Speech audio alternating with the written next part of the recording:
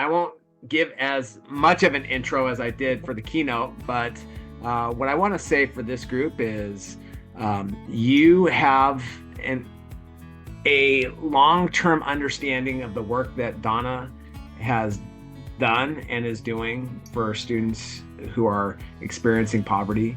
And so your participation in becoming poverty coaches, I will say, there are a few highlights. Well, I don't say there are a few highlights. I have many highlights in my career as an educator and leader, but this, seeing this conference come off as well as it has gone is certainly right up there. But the work that we were able to do in bringing Donna in a couple years ago for 2 days and having then President Pasterek basically allowing us to shut down the work that we were doing to give our undivided attention to the work that Donna was doing and supporting what we were doing as an institution related to, at that point, the Power of One pilot that has evolved into Culture of Care. And then you all deciding that you were going to invest in your work by using your professional development funds at that time to go on and engage with the certified coaching work that Donna provides. So that being said, thank you all for being here. The work that we have done has been so impactful in our students, and the work that you're doing in your classrooms with your associate faculty is impacting students. And I'm just as anxious as you to sit here and listen to Donna talk about how we can move this work forward. So it's all yours, Donna. Thank you, Tony, and thank you, everyone. It's good to see you. I'm hoping that this will be much more conversational because I want to support you. I just went and traveled to Tennessee and met with a bunch of coaches there, and we got to sit around and really talk about how, as individuals, they were implementing the work, and then how they were also able to make changes on campus and what else they wanted to do. So I think I would like to just start off by hearing some of your thoughts about, as you take your coaching, the information you gain from becoming certified coaches back into this campus that you're creating, this culture of care. What's working well for you? What have you seen work really well? Let's just start there. I have a thought if no one else has something in mind specifically. Dr. Beegle, when we left the Institute, one of the biggest takeaways that the group had in our plan was the feeling of being siloed in our different departments and our areas. And I know that we were all taking that back to where we were and determining ways that we could work across departments and across areas between academics and operations and things like that. And throughout the many transitions and changes that we've had, while we haven't checked in specifically on that, an area of growth, I think the Culture of Care initiative basically took the goal we had of finding ways to make connections across departments and gave it pillars and options and a place to grow. So I think that there's definitely space to talk more explicitly about next steps there. But I feel in reflection that step away from feeling like we're in silos we've come a long way. I absolutely love hearing that, because you can't do it alone. We have to be able to, you have so many organizations where a few people know each other and know, how to rely on each other or where they can tap into some wisdom and expertise, but it's not wide enough. And so being able to share, here's what I know, here's what I can bring to this, and having people know that that's available within your organization. You get your external partnerships, but those internal, the human capacity right within your own organization that you can tap into for deeper understanding, or you get stuck and who can you go talk to, or or if there's something you want to brainstorm, you have people to go to.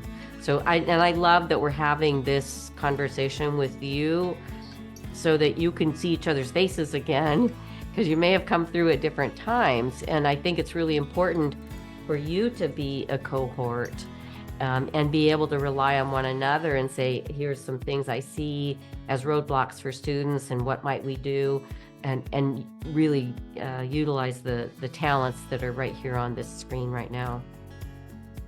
Others want to share? As you left the Institute, you went back?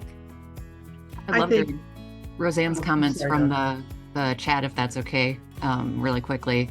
Was shared teaching Gen 101. I've discovered that many are learning the same things you felt as a new student. Am I good enough to go to college? Can I write at the college level? How do I use the technology? To name a few things the students have come up with. Giving out your phone number so they can call and ask questions at any time. This has helped some students stay in school when they first thought they should quit. Yeah. And I can't emphasize this enough, that part about rebuilding the hope and confidence that poverty steals. I actually wrote a curriculum. It's called Authentic Voices, and I've not implemented this, but I want to.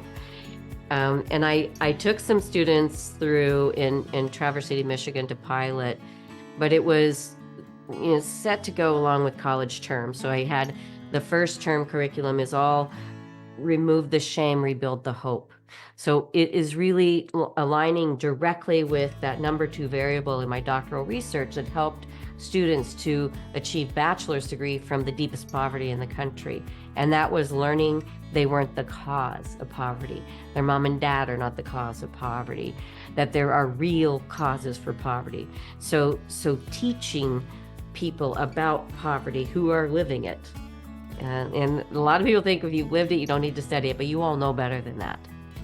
Just because you've had a life experience doesn't mean you're able to really understand those structural causes that and how that pieces like isolation perpetuate that poverty, and the disparities in access to education, how that perpetuates the poverty. So it's kind of it's taken Paulo Freire's internalized personal deficiency concept and externalizing those negative deficit messages, because you see a lot of students drop out for this very reason.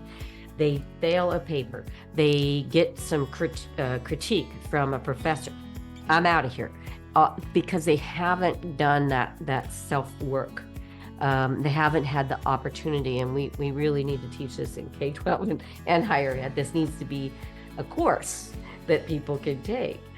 Just to remove that shame and rebuild that hope. Because when you start learning, what you see happen, and we do this in our opportunity college model too, but what you see happen is you see people move from kind of like that shrunken spirit to they become activists. They're like, this is not right. They see the injustices when they're able to externalize it. So the curriculum is just developed around educating them about poverty, helping them to separate themselves from poverty, also builds in identifying their strengths, valuing the knowledge that they do have. And then the second term, I built in, now I've got some confidence, but how do I walk into a classroom and feel like I have something to say? How do I speak middle class language? So in here, I'm going to teach them about oral and print culture. I'm going to teach them about middle class vocabulary. I'm going to teach them middle class sentence structure. So it's really about arming them with communication that they'll feel that they're confident. Now I can communicate. And then the third term, and I'm hoping one day people can get a certificate for this. But the third term, what I really wanted to do was, okay, I've got confidence and I can communicate. How do I take that now as a student and bring leadership back to my own community? So it's a lot of leadership work in that third term.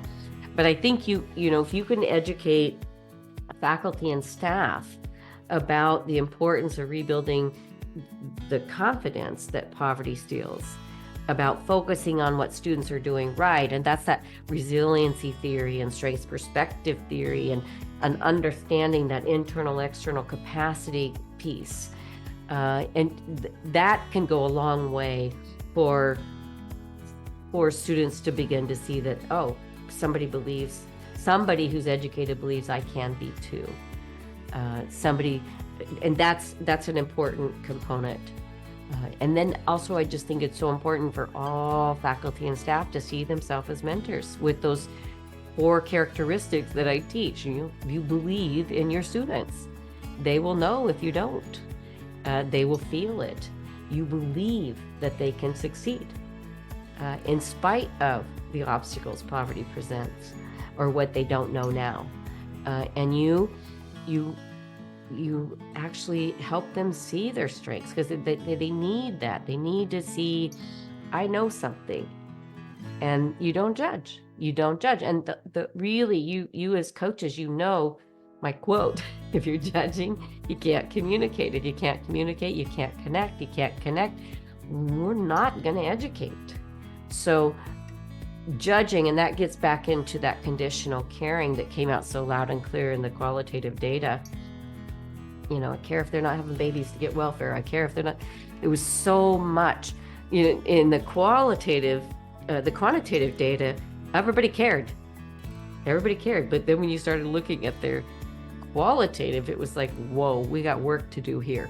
We got work to do, because there's so much projection of motive, faulty attribution theory. There's so much assumptions and misconceptions and projections onto the folks that they are working to help, that's going to get in the way.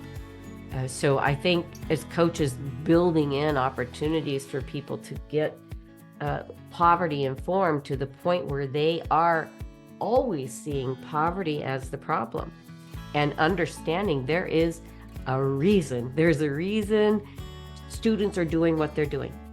And it could be internal, it could be external. We don't know, especially if we don't ask, if we don't say, help me understand, and leave them with that door open that they can share. They have someone to talk to. Building that, I think, will be a really important piece. So that's something I think you as coaches can develop some actions around, making sure all faculty and staff are armed with that understanding around judgment, mentoring, the 4 characteristics: believe, teach them they're not stupid, they know a lot. And that can be, when you're grading papers, marking everything that's right instead of what's wrong. You still know, okay, this student needs to work in these ways, but you're helping to build that confidence. Okay, well, I know some things.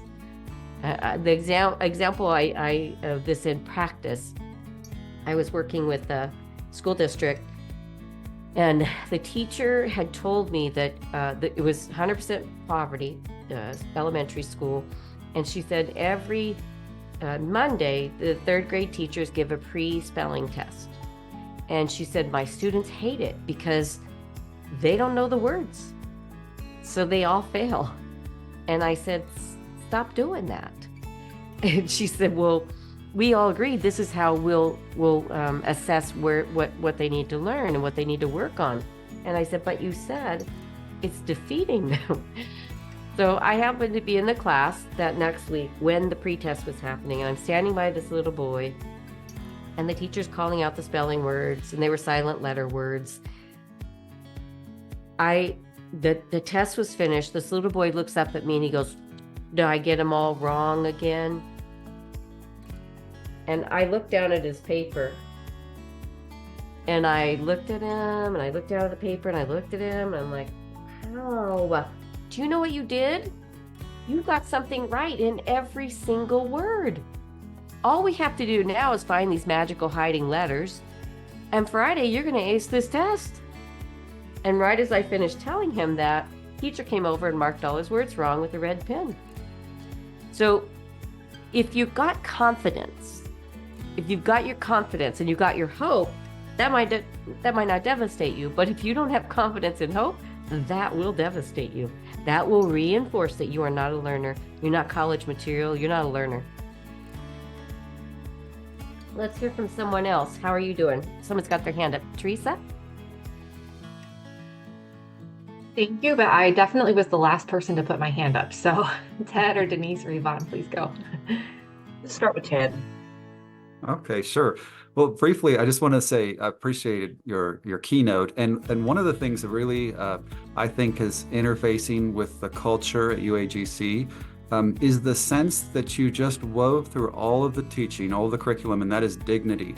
Dignity to every aspect of someone's interaction. And, you know, the oral communication, I know there's been an effort to just move text off pages and module displays and courses and so forth, not to have heavy text-laden interfaces.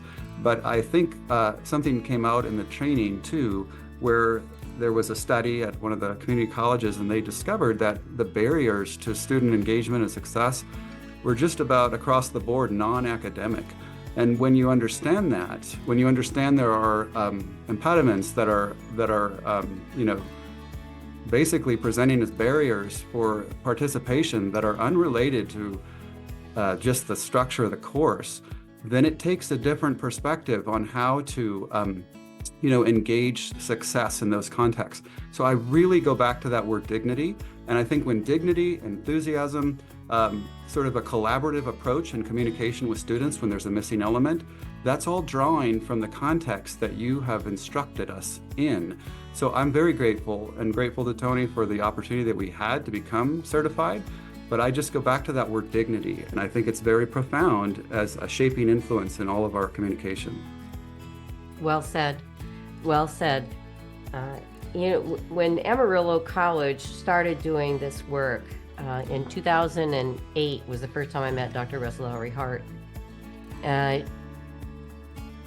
They, you know, they, I think they had 11 Beagle certified poverty coaches their first year. And then every year, the institutes were brought to Amarillo. And what was smart about that was they invited the community partners that could support those students.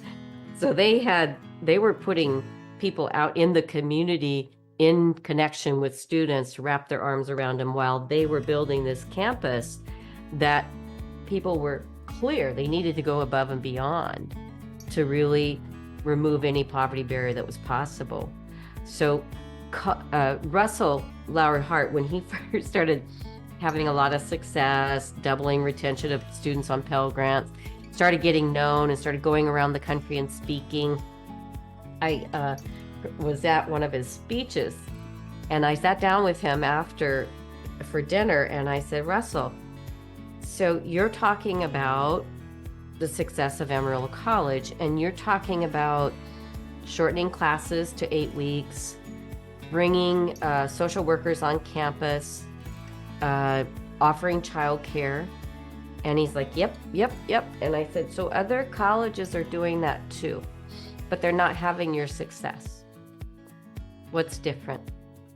And he was like,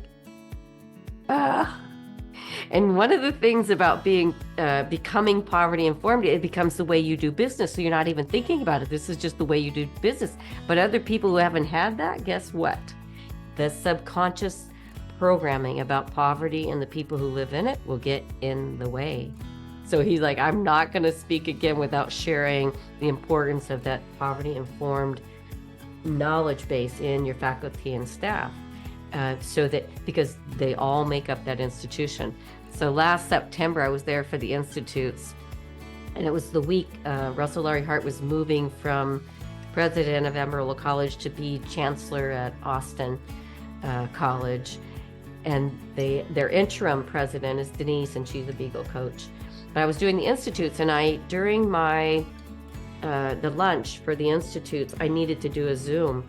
So one of the faculty said, you can use my office. So she walked me all over the place to her office. And I get there, she left me alone for privacy. I do my Zoom. And then I was going to go back to the Poverty Institute training. But I didn't know how to get back because we had come through a lot of buildings and it was like a maze to me. So I stopped at a counter where there was a woman sitting, and I said, I remember there was a bookstore near where I was training. So I said, do you know where the bookstore is? Could you tell me how to get to the bookstore? And she said, well, it's a little complicated. I'll just walk you over there.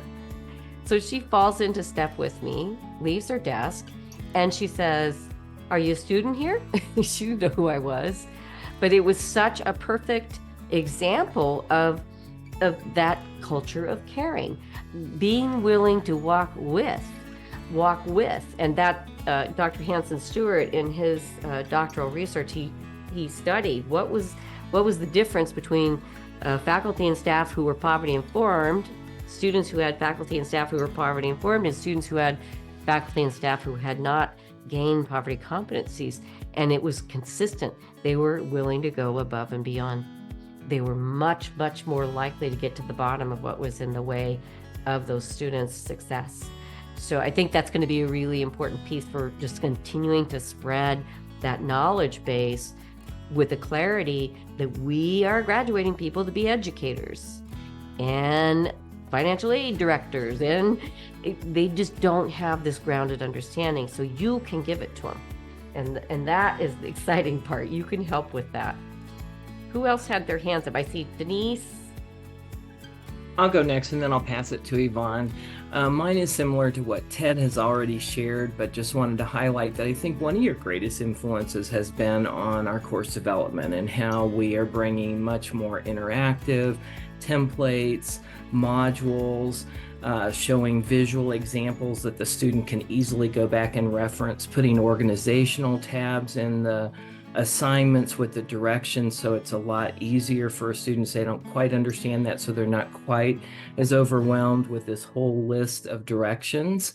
But we also used it as the faculty who did a presentation yesterday that we said, Donna has said there is so much more value in stories, so we just used pictures and then did the narrative, and it was easier to prepare, it was more fun to present, and I think the audience probably appreciated having stories to go along with the concepts versus text on the screen. So thanks for adding that. And I would say also we're doing a much better job of tutoring and making sure that those things are promoted, available, and getting lots of positive feedback from students about how helpful that was. So I'll pass it to Yvonne because I know she's been waiting patiently. That's beautiful. And the FDA, they use my work to teach food safety, because they began realize, once they understood oral and print culture, they understood, oh, we've got to put this information in story, and people have to feel it in order to step outside of their comfort zone or do things differently. So I love that, Denise. I just wanted to quickly mention a couple of things. One is Holly, Dr. Lopez mentioned it in the chat, but I was also going to bring that up in regarding the intentionality. I think that the seed was planted, Donna, with your presentations a few years back, and as well as the coaches, those of us who became certified coaches. And I think the intentionality now, the culture of care, I learned that today myself in a presentation, that we all came to the table in some form or fashion. If we're here and we do what we do with the caring mind, we have an open enrollment students, we all have that care among us. And so the culture of care, workshops like yours, and the culture of care has kind of has brought it all to fruition and creates a intentionality. And the second really quick thing was I probably about 8 months ago thought of you very strongly in a situation I had with a student. It really wasn't a situation, it was him reminding me of where he was at. He was a doctoral student who was homeless. I was very concerned with him. We spent a lot of time on phone calls and Zoom meetings. I hung in there with him, but I told him one day, I said, I think you're the first homeless student that I've actually spent this much time with one-on-one. I said, you're the first student I've worked with one-on-one like this who was homeless. And he says to me, I bet I wasn't. So that was a really eye-opener for me. It really changed, the curvature of where I was going in my direction. So I just wanted to share that with you, Donna. Great. I got selected to be a Princeton fellow, and they were sending me to the privileged colleges to speak. and I'd speak to students. And there was one young woman, and they were supposed to hand in a paper on what they had taken away from my talk. And she came up, and the professor was standing there, and she turned and she said, I'm not giving this to you, I'm giving it to her. And it was a paper about her living in her car and being on this privileged campus, and nobody knew. And she just wanted me to know and wanted me to have this. But there's typically not a safe place to share something like that and not feel like you are the poverty. But that you set that tone that he could share that says a lot about you.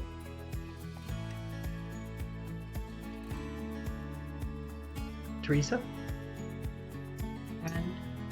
This is more of, honestly, a realization that just hit me listening to you speak a few minutes ago. Your narrative about your professor at Portland State who worked with you directly for your entire tenure there, right? Gave you opportunities to work, and through those opportunities fostered your writing skills and, things like that. I love that story. I remember hearing it when you were with us a couple of years ago.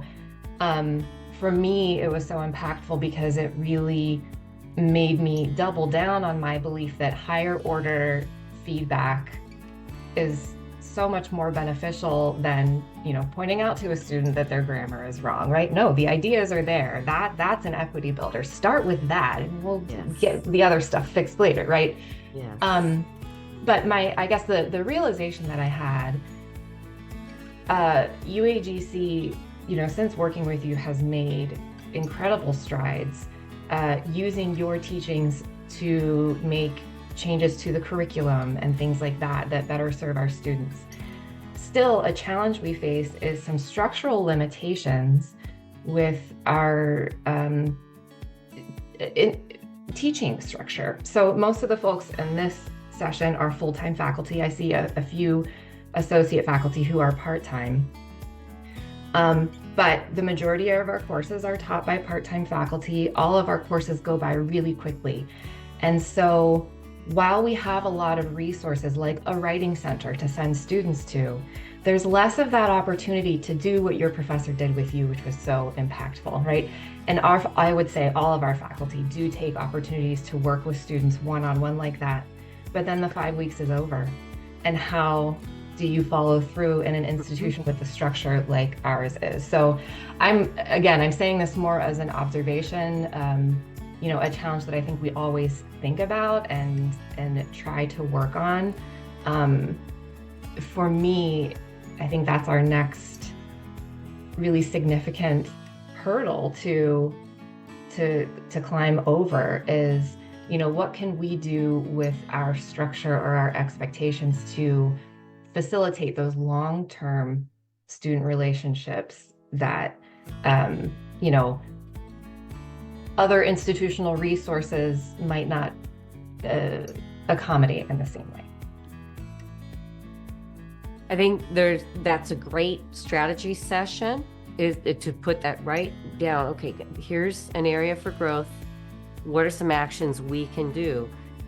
One of the things I did with my students when I taught, they exchanged contact information because I wanted them to be able to support each other. Because I'm telling you need each other. You need people you can call. You need people you can rely on. And so many of them, they didn't have advisors, and they were commuting to the campus.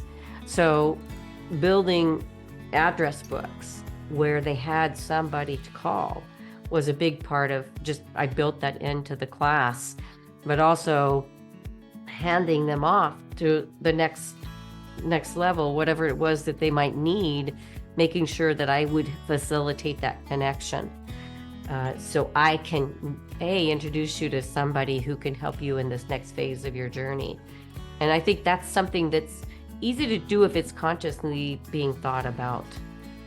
just where are they going next and how do we make that connection.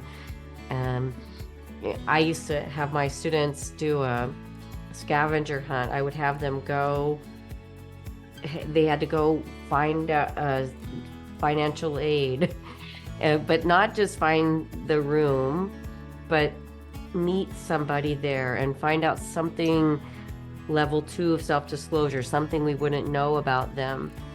So, because what I was building there was ability for them to wave at somebody on campus, because once they had identification, they knew more than that person's name. They knew they had 2 kids, or they knew that they were a grandma, or something that level 2 building identification. So I built that into just to stop that isolation and the silo of students being left on their own to try to figure things out.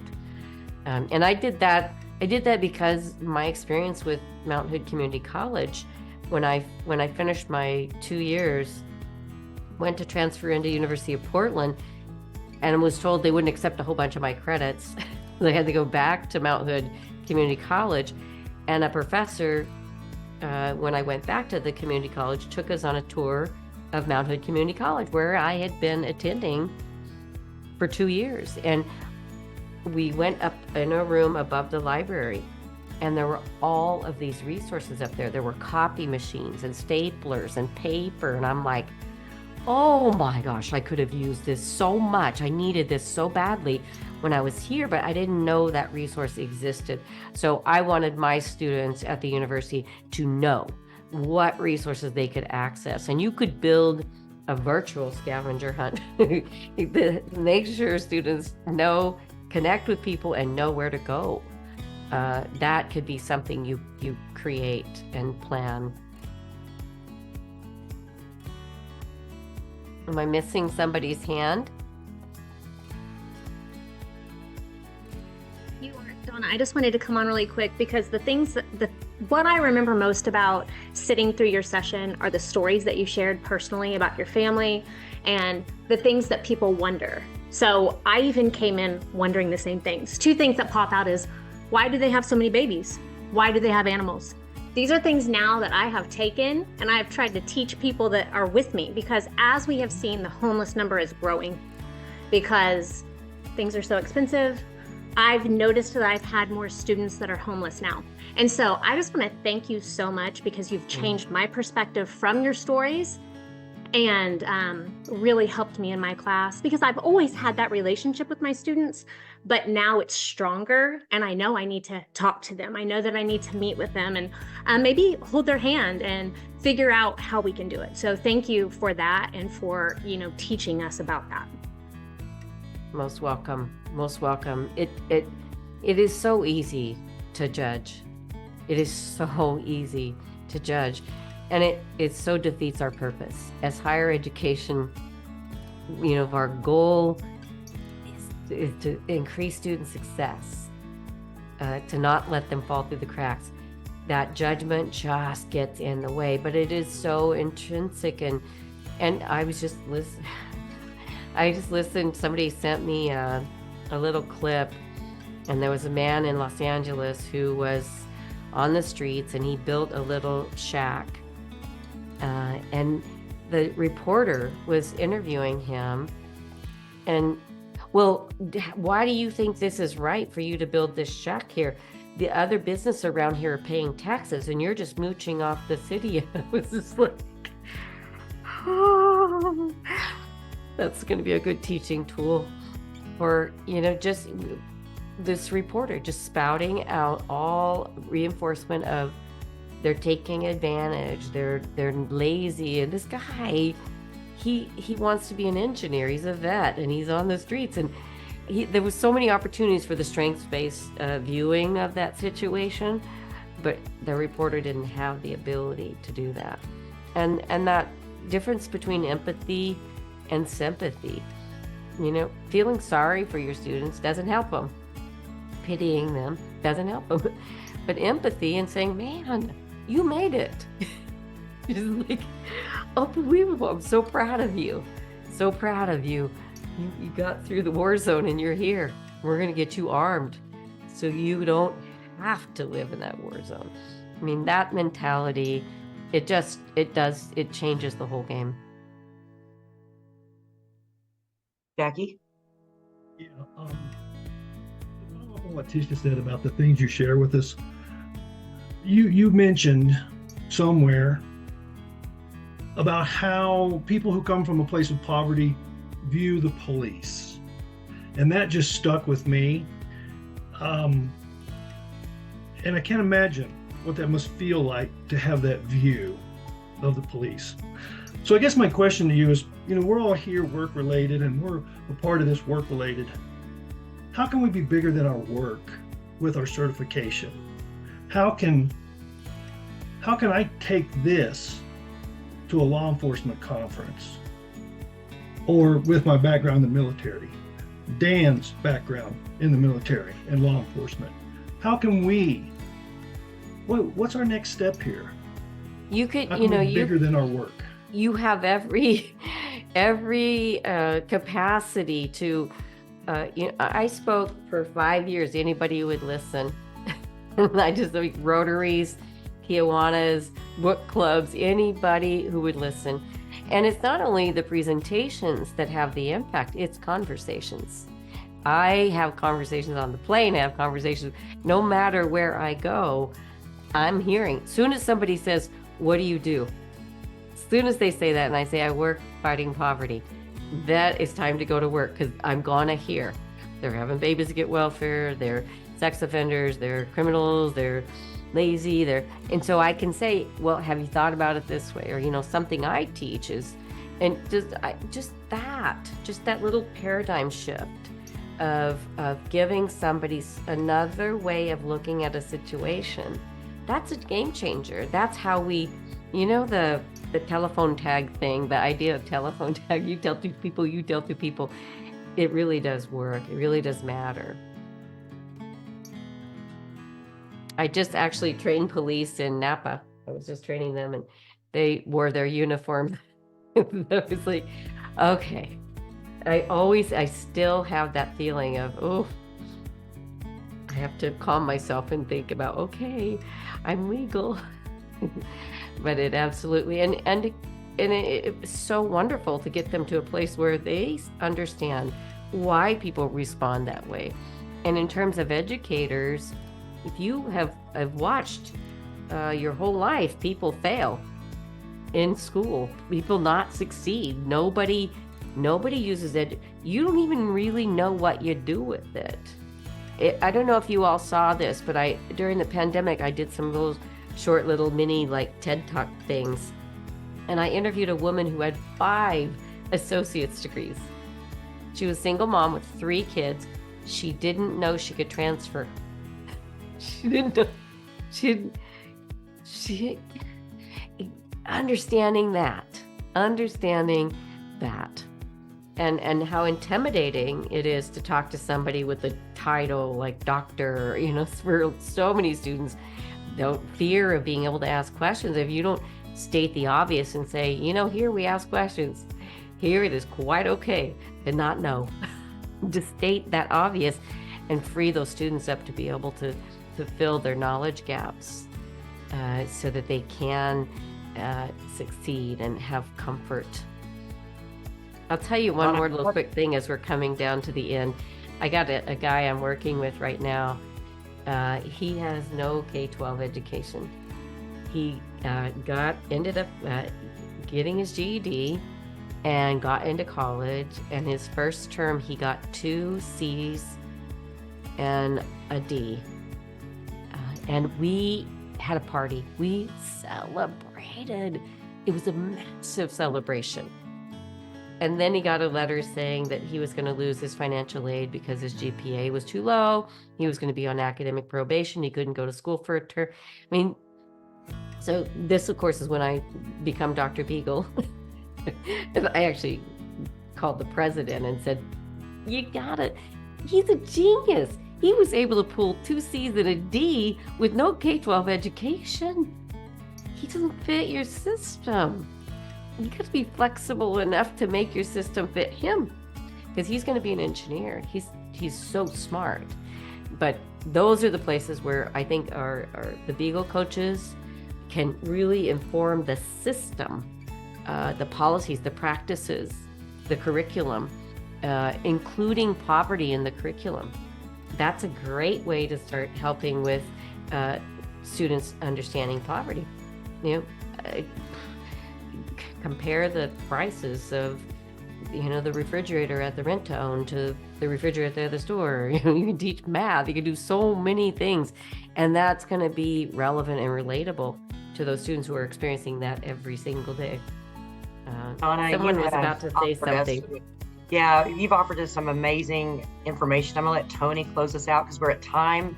Very but I good. didn't want to neglect saying thank you, handing it over to Tony. I'm always here for you. Just reach Thanks, out. Michelle. I'll anything I can do.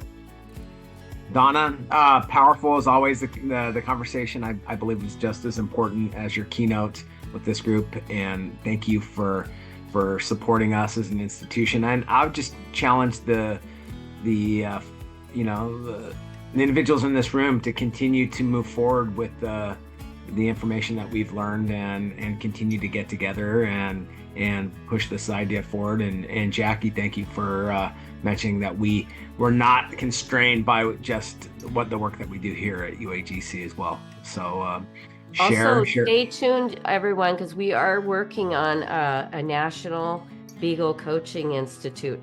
And we're going to bring coaches from all these different sectors to share how they're implementing the work and learn from each other. So I'm pretty excited about that. It'll be probably a year or so down the road, but it's going to happen. That's awesome. That is so awesome. Hey, gang, don't forget you've got your links in the chat for your next sessions if you need them for convenience. Again, big thank you to Donna, and I hope this finish out of the summit today is wonderful for all of you. Enjoy the rest of the day. Thank you again, Donna. Thank you. Thanks, everybody. Thanks, Donna.